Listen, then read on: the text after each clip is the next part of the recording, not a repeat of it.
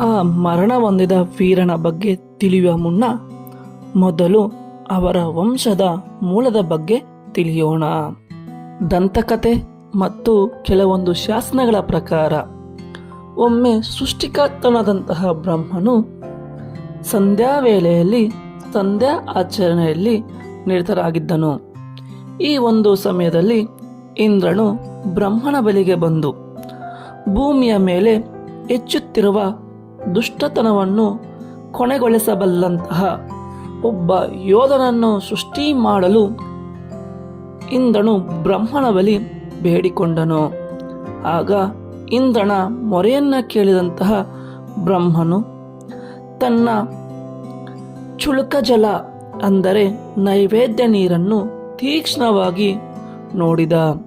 ಈ ಒಂದು ನೋಟದಿಂದ ಈ ಜಲದಿಂದ ಒಬ್ಬ ಯೋಧ ಉದ್ಭವಿಸಿದ. ಅವನೇ ಚಾಲುಕ್ಯ ವಂಶದ ಮೂಲ ಪುರುಷ.